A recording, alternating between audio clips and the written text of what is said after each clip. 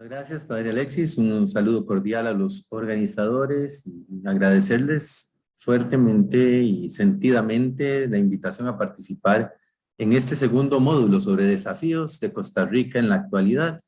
Y quisiera, antes de proyectar la presentación, pues empezar por ahí. ¿De dónde surge un desafío? Un desafío surge de una realidad que nosotros deseamos alcanzar cuando se confronta con la realidad tal cual es. Y al confrontar ambas realidades, la deseada y la realidad en la que vivimos, entonces surgen los desafíos, tanto a nivel pastoral como a nivel institucional, incluso a nivel personal. Ese es el primer detalle, y frente a la situación que estamos viviendo en la actualidad, en el contexto sociohistórico costarricense, pues yo quisiera evocar a una autora de origen alemán, Hannah Arendt, en un libro escrito allí en torno a la época del Holocausto.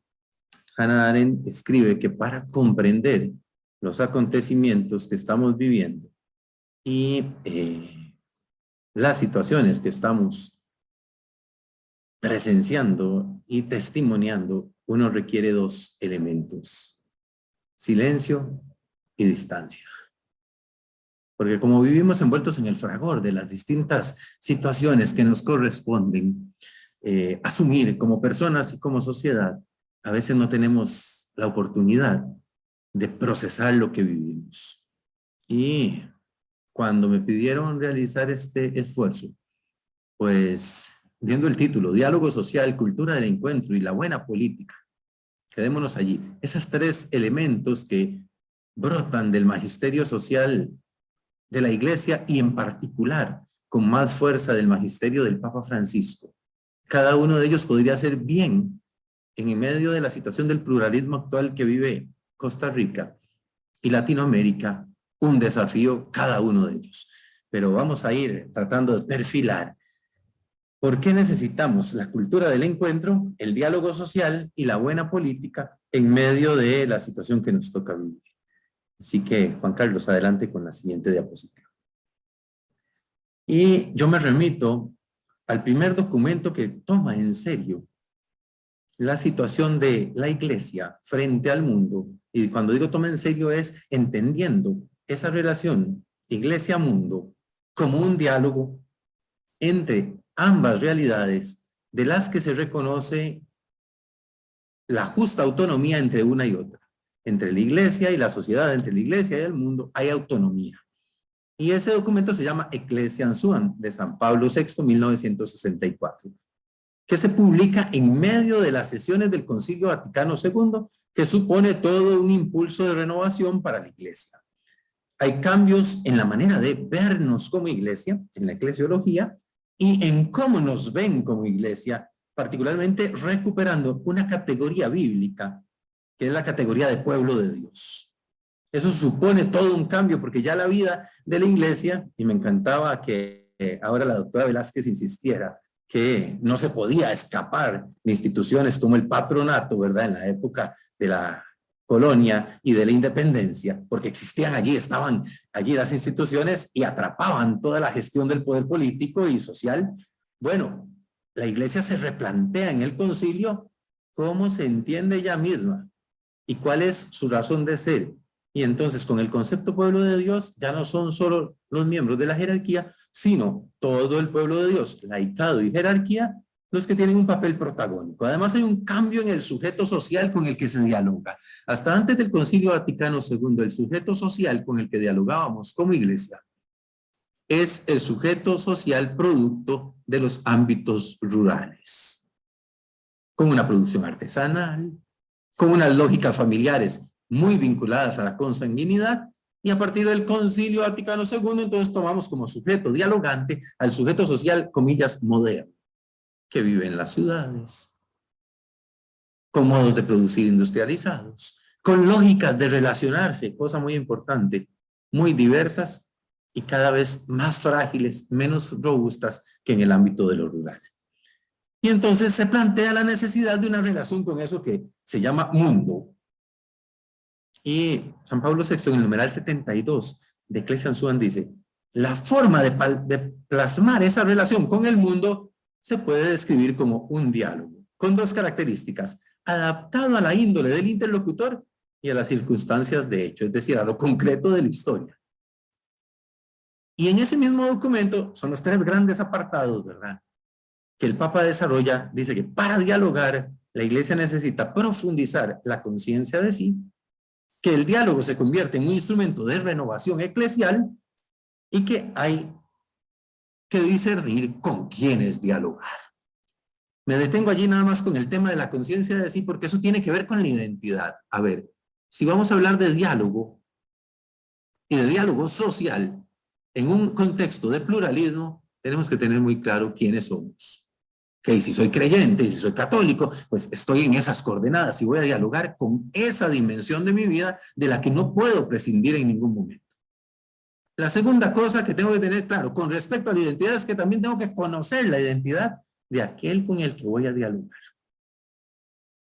Y particularmente, Iglesia Ansúa señala que los sujetos del diálogo son todo el ser humano en todas sus dimensiones y todos los seres humanos. Y establece entonces el Papa, adelante Juan Carlos, unos círculos concéntricos de diálogo. El primer círculo es la humanidad entera. Ojo que desde el 64 se nos viene insistiendo. Tal vez usted se pregunte, ¿y por qué nos ha costado tanto asumir la actitud del diálogo? Bueno, porque somos herederos, y la doctora Velázquez lo insistía hace un ratito, ¿verdad?, antes de las preguntas, que lo más difícil de cambiar no es que no cambien, pero lo más difícil de cambiar son las formas mentales en una sociedad. Y también en la iglesia, cuando hemos sido herederos de una mentalidad, la mentalidad de cristiandad, que más o menos arranca ahí con Constantino, ¿verdad?, y que hace crisis profunda y seria en el siglo XVIII, y que luego desde ahí se desprende esa crisis y comienza a cambiar, aunque en algunos de nosotros eso no cambia. Entonces, dialogar con la humanidad entera se nos hace a veces difícil. Primer círculo, la humanidad entera. El segundo círculo del diálogo, los creyentes en las religiones monoteístas no cristianas, judaísmo, islam. Tercer círculo, los cristianos separados, así los llama el Papa San Pablo VI en Ecclesia Ansúa. Y el último círculo, no menos importante, al interior de la misma iglesia. Todos esos círculos están atravesados por la experiencia del diálogo. Del diálogo que supone reconocer en el otro un interlocutor válido. Y más adelante vamos a profundizar eso.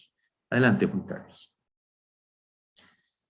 Se señalan unas características del diálogo en Ecclesia Ansúa que me parece son claves para hablar de diálogo social y de cultura del encuentro. Y por supuesto, desde ahí, de la buena política. Cuando se habla de buena política, entonces uno inmediatamente piensa, ¿qué es? ¿Que existe una mala política? Bueno, vamos a llegar ahí al final de la presentación y hablar de esto. Las características del diálogo: claridad, supone y exige capacidad de comprensión. Es una invitación al ejercicio de las facultades supremas del ser humano. Claridad, mansedumbre, es decir, el diálogo evita los modos violentos. Por definición, trata de construir la cultura de la paz. Y tanto en Fratelli Tutti como en el discurso del 2019, Francisco va a decir que la buena política o construye paz o no es buena política. Para que usted lo tenga allí, ¿verdad? Entonces va viendo cómo el desafío del diálogo social con la cultura del encuentro y la buena política están íntimamente emparentados. O sea, no puede haber buena política si no hay diálogo social. No puede haber buena política si no hay diálogo social y cultura del encuentro. No hay cultura del encuentro si no sabemos dialogar y si no buscamos la buena política. La confianza en el valor de la palabra promueve la amistad, y yo agregaría la amistad social. Y la prudencia, que toma en cuenta las condiciones psicológicas y morales de quien escucha. Es un documento del 64. Que abre perspectivas de cómo aproximarse a los otros, que por supuesto el Papa tiene claro, cuando escribe Ecclesia Ansúa, tiene claro que los otros no necesariamente son creyentes, como el ámbito eclesial. Gracias, Juan Carlos. Y me pregunto, unas sociedades en transiciones y transformaciones, ¿Dónde vivimos el pluralismo? Y quisiera precisar esos dos conceptos que aparecen ahí y por qué el plural de sociedades. Primero, las transiciones. Para mí las transiciones son procesos sociales, culturales, económicos, políticos, que están todavía sucediendo y que no tenemos claro hacia dónde se conducen. Ni siquiera podemos decir que ya hayan acabado el proceso. Y las transformaciones son procesos sociales más consolidados. Yo prefiero ser no determinista y decir que no van a cambiar. No, eso no es cierto. Cambian muy lentamente, al igual que las instituciones sociales. Y aquí quisiera usar un símil de la iglesia porque es una institución con 2 milenios de existir. Y entonces me parece que la iglesia en femenino, con su ancianidad de 2 milenios, no es que no pueda ajustarse a algunos cambios, entre ellos la actitud dialogante, sino que el proceso de ajuste es más lento. Pero sucede. Tal vez nos tome toda la historia vital suya y mía, la biografía nuestra, esperar un cambio en la dinámica eclesial. Y nos quedemos esperándolo y nos morimos y no llegó. Pero va a suceder en algún punto de la historia.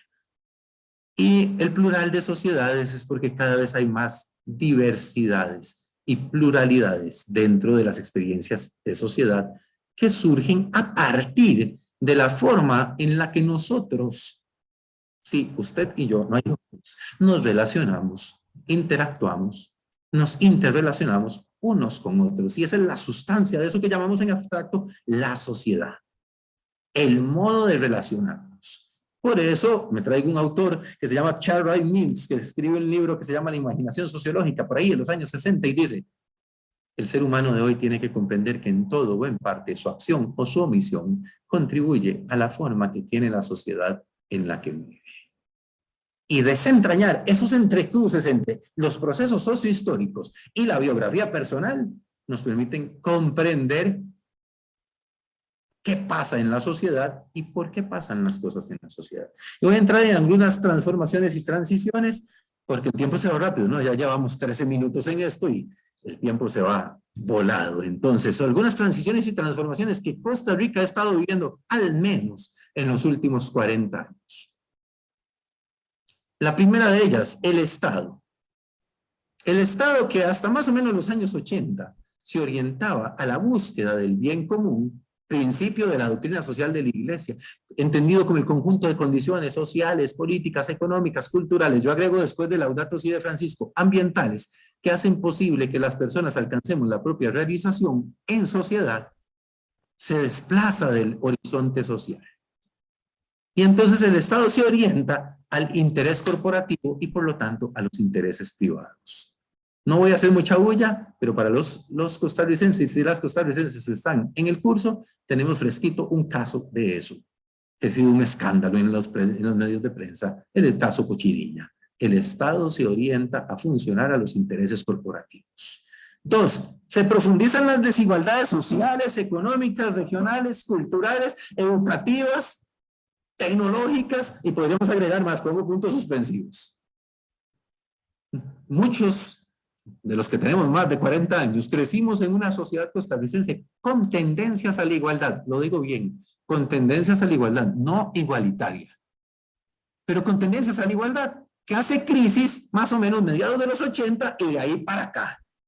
Y entonces las tendencias a la igualdad se van diluyendo y comienzan a aparecer en el escenario social desigualdades sociales, económicas, culturales, regionales, que se van profundizando y se van mostrando en los territorios.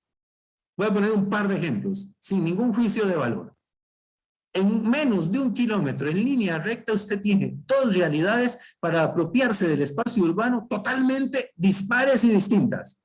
Los 2 ejemplos son Pavas, a un lado de la ruta 27, si usted va hacia Santana y Ciudad Colón, a su mano derecha, y en menos de 1 kilómetro, a su mano izquierda, las grandes torres de apartamentos en esta zona. Donde una torre, en un apartamento de esos, en una torre, no vale menos de $150,000, ¿verdad? Y al otro lado se tiene el Rincón Grande de Pavas. 1 kilómetro, no hay 1 kilómetro en línea recta. Y el otro ejemplo es en el cantón de Curridabat, uno de los distritos que tiene mayor índice de desarrollo social, Sánchez. y en menos de 1 kilómetro, el distrito más postergado de Curriabat, Tirraces. Ve, las desigualdades no solo se expresan en ingresos, no solo se expresan en acceso al sistema educativo, se expresan en el territorio también. Transformaciones a las que no estábamos acostumbrados en Costa Rica. ¿Por qué? Porque más o menos hasta los 80, voy a poner un ejemplo del ámbito educativo, los ricos y los pobres íbamos a la misma escuela del sistema educativo público. Y eso generaba una manera de vincularse, de interactuar, de relacionarse, que generaba un tejido social con tendencias a la igualdad. No voy a decir que totalmente igualitario, pero con tendencias a la igualdad. Entonces éramos más o menos, como lo llama el finado Carlos Ojo, igualiticos, más o menos igualiticos. Pero ese es un mito. Y una de las tareas de la sociología, profesión que gusto vivir y desarrollar, es cazar los mitos de la sociedad. Tercer cosa de las transformaciones a las que no estábamos acostumbrados los costarricenses, porque crecimos en una idea de ser una sociedad con una cultura de paz, no violentos, poco conflictivos, parecida a las características del diálogo, ¿verdad?, que ponía San Pablo VI allí. Se hacen más visibles las conflictividades que no se resuelven. Por ejemplo, taxis Uber. ¿Se resolvió la conflictividad? No, no, se apaciguó. En cualquier momento vuelve a resurgir por allí. Otra, movimientos por la diversidad de género, un poco medio resuelto. Otra, aborto impune, entre signos de pregunta. Otra, conflictividad abierta, pueblos originarios. Antier veíamos un diario de circulación nacional publicar que con comillas, se congelaron 921 fincas en territorios indígenas. No se resuelven las conflictividades, se posterga la resolución de conflictividades y entonces revientan, perdón que use esa expresión tan popular, con mucha más fuerza. Porque no hay una voluntad ni política ni social de resolver conflictividades que permanecen abiertas. Adelante, Juan Carlos. Todo eso es signos de ese pluralismo que está allí en el tema de hoy, ¿verdad? Además, pregunta, ¿el modelo de país es un modelo de desarrollo? ¿O de qué cosa es? ¿Y qué entendemos por desarrollo? ¿Cómo nos planteamos nosotros el desarrollo? Desde la doctrina social de la Iglesia, el desarrollo, desde San Pablo VI, en Populorum Progressio, 1967, tiene una concepción personal y social, que con Francisco se va a llamar desarrollo humano integral y solidario, y que se aborda desde la encíclica Laudato Si en clave ambiental, pero no es una encíclica eminentemente ambiental, aunque toca el tema ambiental, es una encíclica sobre el desarrollo. Y San Pablo VI definía el desarrollo en una expresión tan sabrosa, el paso de condiciones de vida menos humanas a condiciones más humanas. Con aquellas disparidades regionales, con aquellas desigualdades territorializadas, con el incremento de la desigualdad en los ingresos, ¿podemos hablar nosotros realmente que el país es un país con un modelo de desarrollo integral y solidario? O más bien la pandemia nos agarró con un modelo de desarrollo parcializado, segmentado y dejando atrás a mucha gente, para citar las palabras del Papa Francisco en la homilía del segundo domingo de Pascua del año pasado, donde decía, se trata de no dejar a nadie atrás. Y cuestiono, ¿verdad?, si somos un país amigo del medio ambiente.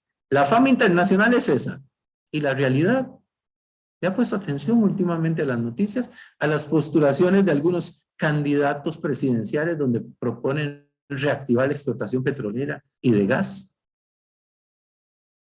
Y el costo ambiental, que no es un costo solo ambiental, en perspectiva de Laudato Si, la encíclica de Francisco, es un costo ambiental y social, porque la causa de los pobres está conectada con la causa de la casa común. Y luego un escenario que yo espero profundicen más en este seminario, y estoy seguro que sí, porque allí alguno de los expositores tendrá a cargo ese tema, es nosotros pasamos de un bipartidismo que echó sus raíces en la década de los 40 del siglo XX y pervivió hasta finales de la década de los 80, entradita a los 90, principio de los 90, un bipartidismo con dos partidos. Liberación Nacional por un lado, Unidad Social Cristiana por el otro. Muy claro, todos esos años, dos partidos se alternaban, a veces ganaban 2 elecciones seguidas, nunca 3, y a veces ganaba el otro, y se iban alternando en el acceso al poder político. ¿Y qué pasa a partir de los 90? ¡Pum! Una eclosión de partidos, primero en el universo cantonal, Comienzan a aparecer partidos de carácter cantonal que luego se hacen de carácter provincial y luego de carácter nacional. Y nada más le digo, ¿verdad?, que en las perspectivas de la lista de candidatos presidenciales para la elección de febrero entrante, que está ahí a la vuelta de la esquina, ¿verdad?, 5 meses, tenemos en perspectiva 22 candidatos presidenciales. ¿Ve usted el panorama? Perdón que sea tan jocoso, ni jugando Team Marín de Doping Web puede escoger alguno de esos 22. El panorama cambió, entonces hay un multipartidismo y comienzan a evidenciarse las debilidades de la democracia como sistema de organización político-social en este país. Y se vuelve una democracia más procedimental, es decir, más de procedimientos a la hora de elegir, a la hora de nominar, y menos una democracia real, que yo evito decir democracia participativa, porque por definición ella debiera ser participativa. Adelante, Juan Carlos. Una serie de transformaciones que trato de agrupar por allí, ¿verdad?, que tienen aspectos sociales y culturales. Por ejemplo, arrancamos con ese del centro, universos plurales del mundo cantonal, en los partidos políticos, cada cantón en unas situaciones muy complicadas a nivel de gobiernos locales, reducidos esos universos cantonales a competitividades y con nula inversión social en muchos casos. Además, voy dando vuelta en contra de las manecillas del reloj, una serie de transformaciones en las familias, y lo pongo en plural. Cada vez son más diversas, complejas y plurales las familias costarricenses. A ver, el último censo nacional de población fue en el 2011, se suponía que en este año 2021 teníamos que hacer uno, son cada 10 años más o menos. Y cuando uno toma los datos de hogares, que no es lo mismo que familias, hago la precisión, ¿verdad?, que hogares no es lo mismo que familias, porque un hogar es un grupo de personas que viven bajo un mismo techo, mientras que la familia implica lazos de consanguinidad o de parentesco legal. Con esa precisión, cuando uno toma los datos de hogares, según el censo 2011 de población y vivienda, el hogar nuclear con hijos, ¿qué es eso? Papá, mamá e hijos. De todos los hogares en Costa Rica, en el censo 2011, el hogar nuclear con hijos es el 40%. Quiere decir que hay un 60% que es una variedad de todos los tipos, tamaños posibles de hogar. Desde hogares extensos, donde conviven primos y primas, hasta hogares monoparentales, a hogares nucleares sin hijos. Entonces, las experiencias de familia, y todo el mundo está claro, ¿verdad? La familia, la célula básica de la sociedad lo repite, el magisterio social lo repite en las ciencias sociales. El ámbito familiar está en constante transformación muy compleja, y además las familias están sometidas a presiones sociales y económicas muy severas en el entorno en el que vivimos. Entonces, ya no se puede hablar en abstracto de la familia, sino que hay familias en plural. ¿Dónde más vemos el pluralismo? En las creencias y sistemas de valores.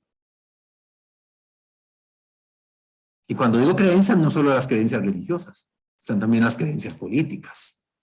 Pero hay una variedad de creencias, pensemos en lo religioso, ahorita lo precisamos eso, en las que se producen encuentros y desencuentros en los sistemas de valores. A ver, hasta dentro de una misma casa, porque existimos generaciones dentro de una familia. Es decir, la escala de valores de mis papás, adultos mayores de 70 años y más, con la escala de valores de nosotros los hijos, entre 40 y 50, con la escala de valores de la generación de mi sobrino, los 30, son valores a veces diametralmente opuestos, otras veces complementarios, otras veces confrontados. Hay transformaciones en las experiencias de los amores y de las sexualidades en plural. Y el pluralismo religioso que viene a poner en cuestión el papel de las instituciones que tradicionalmente gestionaban la relación con lo sagrado. Más adelante quiero llegar a unos datos sobre eso. Como una pregunta que sigue siendo válida. ¿Cuál es el sentido de la existencia para usted y para mí? Las y los jóvenes en transición, con los límites que supone interactuar a través de las redes sociales. Vean que no uso el término virtualidad, porque ahí se me sale la formación sociológica con mucha fuerza, y un teorema básico de la sociología, el teorema de Thomas y Thomas, una cosa imaginada como real es real en sus consecuencias, y la virtualidad es tan real como la vida cotidiana. Con tecnologías y transformaciones sociales de las relaciones mediadas por la tecnología, el tema fiscal, desde mi perspectiva, todavía no resuelto en este país. Y las crecientes pobrezas en plural. Las estadísticas oficiales hablan de 3.500 personas en situación de calle en Costa Rica y solamente se han contabilizado ese número en el Cantón Central de San José, junto con los liderazgos de las mujeres. Cada vez más las mujeres van abriéndose brecha en distintos ámbitos sociales. Y por lo menos hasta los 80s y 90s eso no era tan frecuente en la Costa Rica en la que vivíamos. Sigamos adelante, Juan Carlos. Y algunos rasgos del pluralismo religioso. A nivel global hay muchas religiosidades. Además, ese pluralismo religioso, ya lo dijimos, mira el estatus de las creencias y los valores que se daban por sentados. Y genera la fragmentación de las visiones del mundo. ¿De qué funciona una visión de mundo coherente en la vida suya y mía? Voy a usar un símil, es como una brújula. ¿Y qué hace una brújula? Orientarnos, ¿no? Entonces una visión de mundo más o menos coherente con su universo de valores, con sus creencias, con sus intentos de explicación de la vida en sociedad y de la vida en general, le permite a uno orientarse en sociedad. Si esas visiones de mundo se fragmentan, es decir, se hacen añicos, ¿qué le pasa al ser humano común y corriente, como usted y como yo? Voy a poner un ejemplo de la pandemia. ¿Qué significó el arranque de la pandemia en los primeros 2 meses de pandemia para usted y para mí, para todos los seres humanos en el mundo? Una fragmentación de una explicación coherente de la vida en el mundo por un condenillo virus y nos puso en crisis a todos. Y la incertidumbre, la inseguridad y el miedo de qué iba a pasar con nosotros comenzaron a campear en la vida social. Cuando se fragmentan las visiones de mundo, usted pierde sentido y orientación. Además, hay que ser sincero, como fruto del proyecto de la modernidad, desde el siglo XVIII para acá se creía que la modernización de las sociedades iba a llevar un declive de las religiones y que iba a llevarlas a desaparecer del mundo social.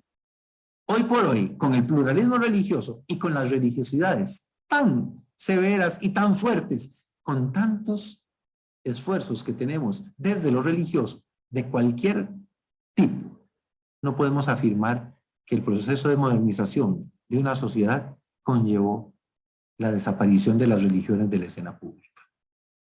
Lo que sí hace es que comienza a ponerse en crisis por el pluralismo religioso la teoría de la secularización entendida como desaparición de las religiones. ¿Hay secularización en la sociedad costarricense? Sí. Solo que no es como decían algunos, ¿verdad? Yo recuerdo todavía siendo yo un chiquillo de adolescente, ¿verdad? Cuando decían, Costa Rica se va a volver tan atea como Europa.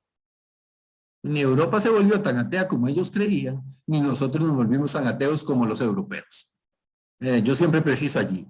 Ateísmo cultural, afincado como un fenómeno cultural, hay 2 polos fuertes en el mundo. Quebec en Canadá y Australia. Nada más. El resto del mundo es una dinámica de pluralismo religioso fuerte donde se seculariza la sociedad y la cultura y se produce una autonomía más fuerte de las dimensiones seculares frente a las dimensiones religiosas. Entonces eso trae una pequeña crisis allí con la gestión de las instituciones religiosas, particularmente el catolicismo y el protestantismo. Seguimos, Juan Carlos. Se desplaza la religión institucional, sobre todo en el ámbito cristiano, del centro social, limitándola poco a poco a la experiencia de lo privado. De esa manera, Dios aparece ahora fuera de las iglesias oficiales. Es decir, mi relación con Dios o la relación con Dios de cualquier ser humano no necesariamente pasa por los muros de las instituciones oficiales o de las iglesias oficiales. En ellas se valora más la pertenencia a la iglesia o a la institución religiosa o la adhesión a sus credos. y la participación en sus actos de culto junto con una identidad monolítica. Preciso eso. Desde el ámbito religioso, las instituciones, particularmente las cristianas, católicas y no católicas, piensan que la identidad religiosa es un monolito inexpugnable, es decir, solo existe una manera de vivir la experiencia religiosa. Y esa manera de pensar la identidad hace crisis, porque resulta que los hombres y mujeres en sociedad comenzamos a vivir la experiencia religiosa desde la interioridad del ser humano, con menos actos de culto visibles, por eso decrece la práctica religiosa visible, pero no la creencia. Y el creyente de hoy vive su relación con lo sagrado, eso es la religión, desde su individualidad, desde su subjetividad y desde sus necesidades personales. Dando paso a una manera de vivir la espiritualidad que algunos autores llaman espiritualidad líquida. Y me explico. Allí estoy citando a un autor norteamericano que se llama Dwayne Bidwell, en un texto que se llama When One Religion Isn't Enough, cuando una religión no es suficiente. Y el autor hace todo un análisis antropológico, porque es antropólogo y además es pastor evangélico, antropológico de cómo las personas hoy en sociedad estamos mezclando elementos de tradición cristiana. Por ejemplo, decimos somos católicos, tenemos un altar de la Virgen, pero también tenemos a Buda allí colocado en el altar. O también tenemos al gatito ese, ¿verdad? Que mueve el bracito así para jalar el dinero y la prosperidad que usan los chinos. Y lo interesante que analiza este autor es que antropológicamente esas personas que hacen mezcla de tradiciones religiosas, por eso espiritualidad líquida, no tienen un problema de conciencia a la hora de preguntárseles sobre su identidad religiosa. Usted les pregunta sobre su identidad religiosa y les ponen cristianos o católicos y alguno agregará, pero budista. A ver, desde el punto de vista de la identidad monolítica a la que hacía referencia en el punto anterior, eso es materialmente imposible para la institucionalidad cristiana, católica o protestante. Eso de católico y budista o cristiano y musulmán es matemáticamente imposible. No riman, no calzan. Pero resulta que en la experiencia real, concreta de la gente, así se está viviendo. Para que usted vaya sumando elementos de diversidades que hay que considerar a la hora del diálogo social. Y me atrevo a agregar, adelante Juan Carlos, como uno de los círculos del diálogo es hacia adentro de la iglesia, me atrevo a agregar que tenemos el mismo desafío en los adentros de la iglesia. Ese es un dato de 2019, de la Casa Deloitte, una encuesta para Millennial y Generación Z. Voy a pedirles que se fijen allí en la diapositiva, sobre todo en los dos datos del lado derecho de su pantalla. Le preguntaron a las generaciones más jóvenes su nivel de confianza en instituciones tradicionales. Le preguntaron sobre confianza en líderes políticos. Y les dijeron, confianza cero en líderes políticos. 45% de los millennials dice, no tengo confianza en los líderes políticos. Y un 41% de los generación Z. Y cuando les preguntaron, cero confianza en líderes religiosos, 45 y 49. Nada más señalo eso, porque los demás están ahí, 24 y 26 en los líderes de negocios y en los medios tradicionales. Hay una crisis de confianza en las instituciones, no solo en las instituciones religiosas, quizás se ve más severamente en las instituciones religiosas a nivel global, pero hay una crisis de confianza en la institucionalidad. Y entonces eso supone una crisis social. Adelante, Juan Carlos. Dale otro clic allí. Adelante, la que sigue. Este dato es de un trabajo que hizo el Pew Research Center de Estados Unidos sobre protestantes que fueron criados en el catolicismo en América Latina. Es un estudio que se llama Religión en América Latina.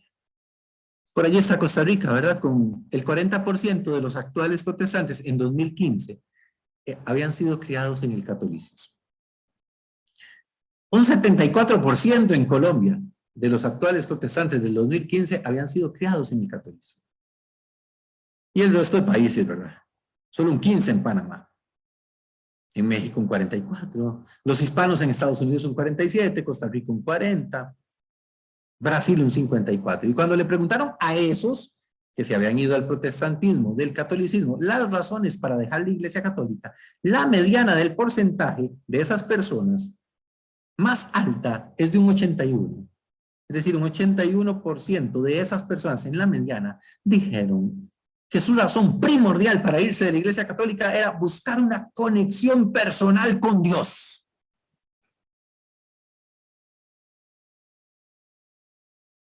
Ya dijimos que la mediación institucional se debilita. No funciona bien. Y entonces la gente se va buscando una conexión personal con Dios. Yo allí me hago la pregunta, ¿verdad? Como investigador y como sacerdote me hago la pregunta. ¿Y con quién nos conectamos entonces? Si lo que buscan es una conexión más personal con Dios en un 81%, ¿con quién nos conectamos en la experiencia católica?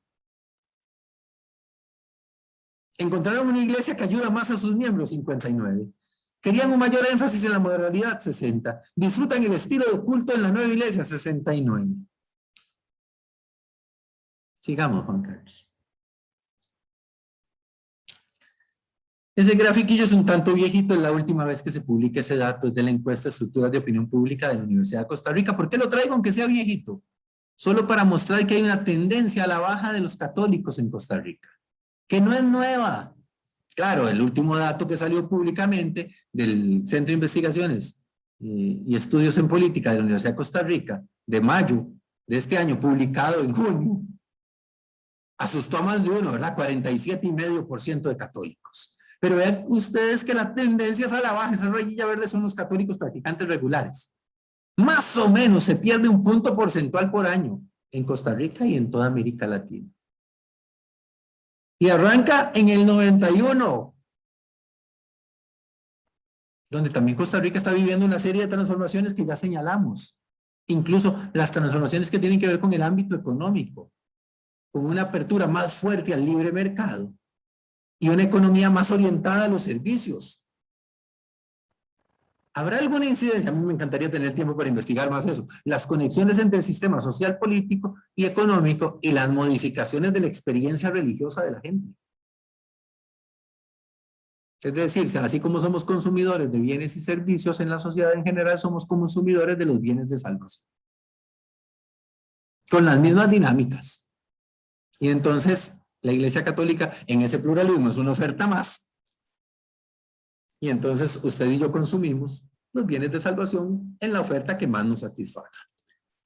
La rayita roja son los católicos no practicantes, la moradita de los evangélicos protestantes, que para mí eso es una categoría injusta en las encuestas, porque no es lo mismo ser protestante que ser evangélico. Son parientes, pero no es lo mismo. Tienen algunos elementos en común, pero no es lo mismo. Sigamos adelante, Juan Carlos. Y estos datos ya son de febrero del 2021, Borges y Asociados para el PW Research Center de Estados Unidos, 55% de católicos, 22.8% de evangélicos, 19.1% de ninguna religión y un 3.2% de otra religión. En ese ninguna religión, otra vez otra categoría injusta, meten a la gente que es atea, agnóstica, deísta. O la gente que dice, yo creo en Dios, pero no tengo ninguna religión. 19.1% en febrero del 2021. En marzo de 2021, adelante Juan Carlos. La casa encuestadora Opol saca esa encuesta con el dato de religión. No han vuelto a sacar datos de religión. 45.9% de católicos. 29.1% de cristianos. Ya no se llaman evangélicos, se llaman cristianos en esta encuesta, ¿verdad? Pero hacen lo mismo, mezclan pentecostales con cristianos, con evangélicos, con protestantes. Para mí, categorías injustas porque agrupan en una sola a mucha gente muy diferente. 19.1%, ninguna religión. 2, otra religión. Y 3.5%, no saben o responden. Y luego viene la encuesta del CIEP, que para mí es la que causa más bulla por lo fuerte del dato, que ya rondaba por aquí, ¿verdad? Adelante, Juan Carlos. Religión profesada por las personas entrevistadas con teléfono celular mayores de edad. Sin religión, 27%. Católicos, 47.5%. Evangélicos o pentecostales, ya dije que no es lo mismo, 19.8%. Testigos de Jehová, primera vez que aparece en una encuesta, 1.4%. Protestante tradicional, 1.2%. Mormones, 0.3%. Islam, 0.1%. Otra, 2.7%. Para los y las costarricenses, ¿ubican ustedes dónde está la mezquita del Islam en San José? ¿Sí o no? Alguien que me diga allí, que abre el micrófono, un toquecito, nada más me diga sí o no. ¿Ubica dónde está la mezquita en San José? No. Lo dejamos de tarea o lo No. contamos más tarde. Hay una mezquita instalada desde hace años. Yo fui cura en ese territorio en 2008. Y ahí estaba la mezquita. Seguimos adelante con los datos. Pero vean cómo cambia el panorama religioso. Es más plural. Y cuando le preguntan a la gente por la importancia de la religión en su vida, prácticamente un 90%, el siguiente cuadro, Juan Carlos, un 90% dice que la religión es muy importante en su vida, 89.8%. A ver, entonces, ¿qué está pasando? Que la institucionalidad religiosa tradicional no genera los modos de canalizar la experiencia religiosa de la gente.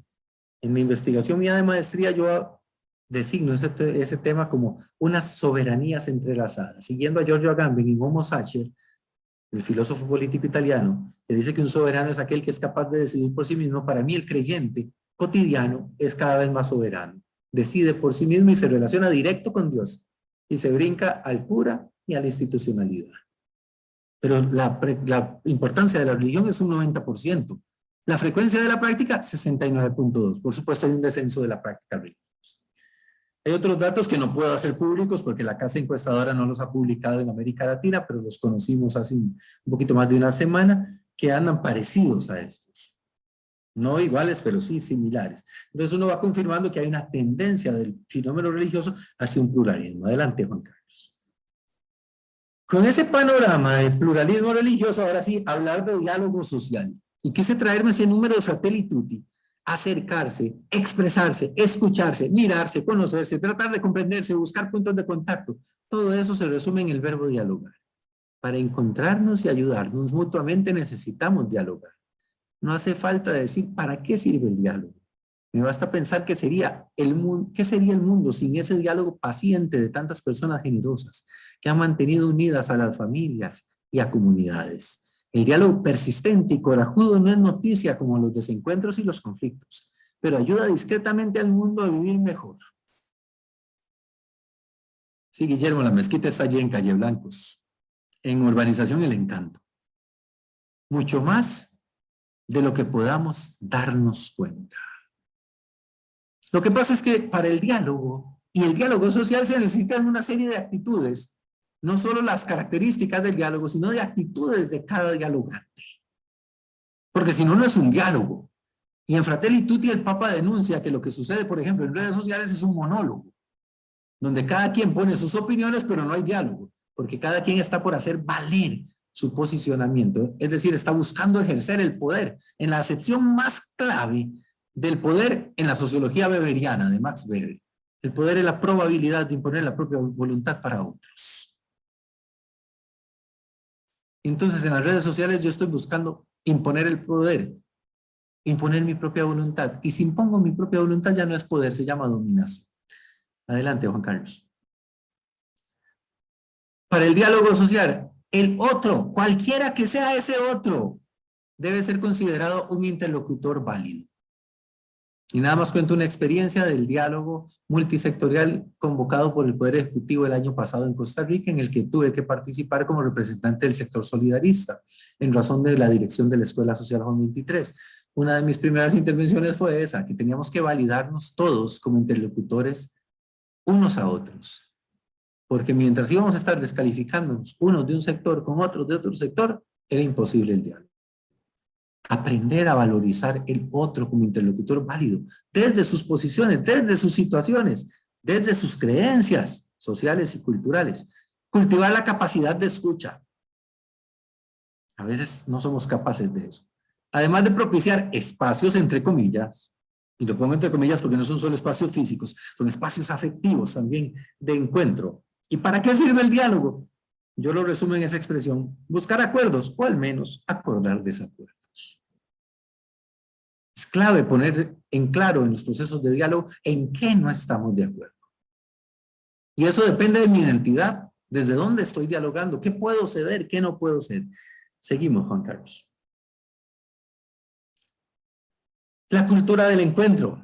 Citamos Fratelli Tutti 215 y el Papa cita allí: la vida es el arte del encuentro, aunque haya tanto desencuentro por la vida. Reiteradas veces he invitado, dice el Papa, a desarrollar una cultura del encuentro que vaya más allá de las dialécticas que enfrentan. Clave, esa expresión que sigue: es un estilo de vida. A ver, no se improvisa, se aprende. Se aprende en la interacción social, en las interrelaciones, un estilo de vida tendiente a conformar ese poliedro que tiene muchas facetas, muchísimos lados, pero todos formando una unidad cargada de matices, ya que el todo es superior a la parte. Evangelii Gaudium 2:37. El poliedro representa una sociedad donde las diferencias conviven complementándose, enriqueciéndose e iluminándose recíprocamente, aunque esto implique discusiones y prevenciones, porque de todos se puede aprender algo. Nadie es inservible, nadie es prescindible. Esto implica incluir a las periferias. Quien está en ellas tiene otro punto de vista, de aspectos de la realidad que no se reconocen desde los centros de poder, donde se toman las decisiones más definitorias. Entonces, la cultura del encuentro hay que empezar a enseñárnosla. Y la pregunta clave en la cultura del encuentro es: ¿quién es el otro, la otra para mí? En perspectiva cristiana, ese otro, esa otra, es mi hermano. Y entonces yo me hago preguntas, ¿verdad? Seguimos, Juan Carlos. Me quedan 12 minutos.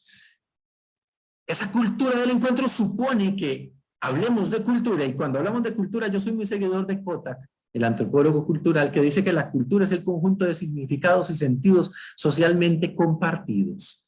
Y entonces allí yo hago un eco, ¿verdad?, de esa palabra cultura cuando el Papa habla. La palabra cultura indica algo que ha penetrado en el pueblo, en sus convicciones más entrañables y en su estilo de vida, los significados y los sentidos de la existencia socialmente compartidos. Si hablamos de una cultura en el pueblo, eso es más que una idea o una abstracción. Incluye las ganas, el entusiasmo y finalmente una forma de vivir que caracteriza a ese conjunto humano. Entonces, hablar de cultura del encuentro significa que como pueblo nos apasiona intentar encontrarnos, buscar puntos de contacto, tender puentes, proyectar algo que incluya a todos. Esto se ha convertido en deseo y en estilo de vida. El sujeto de esta cultura es el pueblo, no un sector de la sociedad que busca pacificar al resto con recursos profesionales y mediáticos. Fratelli Tutti 2:16. También en Evangelii Gaudium el Papa profundiza la cultura del encuentro hacia adentro de la misma iglesia. Pero no se puede improvisar la cultura del encuentro. Y entonces se requiere trabajarla para encontrar los aspectos comunes en los que podemos trabajar, en los que nos podemos involucrar. Seguimos, Juan Carlos. La paz social es trabajosa, dice el Papa, artesanal. Sería más fácil contener las libertades y las diferencias con un poco de astucia y de recursos. Pero esa paz sería superficial y frágil, no el fruto de una cultura del encuentro que la sostenga. Integrar a los diferentes es mucho más difícil y lento, aunque es la garantía de una paz real y sólida. Esto no se consigue agrupando solo a los puros, porque aún las personas que puedan ser cuestionadas por sus errores tienen algo que aportar que no debe perderse. Evangelii Gaudium 2:36. Tampoco consiste en una paz que surge acallando las reivindicaciones sociales o evitando que hagan lío, ya que no es un consenso de escritorio o una efímera paz para una minoría feliz. Evangelii Gaudium 2:18. Lo que vale es generar procesos de encuentro, procesos que construyan un pueblo que sabe recoger las diferencias. Armemos a nuestros hijos con las armas del diálogo. Enseñémosle la buena batalla del encuentro. Fratelli Tutti 2:17. Y aquí entonces yo me cuestiono, ¿verdad? ¿Cómo nos socializamos para la cultura del encuentro y la cultura de paz? Nos formamos en el sistema educativo para ser personas dialogantes. ¿O nos formamos solo para vertir opiniones? Podemos discutir eso más adelante. Adelante, Juan Carlos. 10 minutitos y terminamos. Entonces me hago preguntas a partir de la cultura del encuentro y del diálogo social. ¿Cómo enfrentar la vida? ¿En la lógica de competir o cooperar? Para mí el relato de Caín y Abel en la Biblia es un relato de la lógica de competir.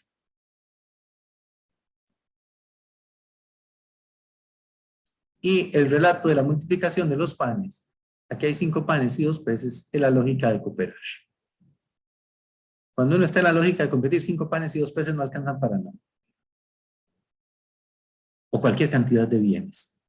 El otro, ¿cómo lo pienso? ¿Cómo lo vivo? ¿Cómo lo concibo? ¿Como una amenaza o como un hermano o hermana? Uy, a veces es lo primero, ¿no? Y entonces, ¿cómo generar una acción pastoral que fomente vínculos sinceros, significativos, transformadores? Y desde ahí, entonces, una conversión social, que es la propuesta del Papa Francisco en Fratelli Tutti, ¿no? Una conversión del tejido social para que construyamos los vínculos de familia con todos.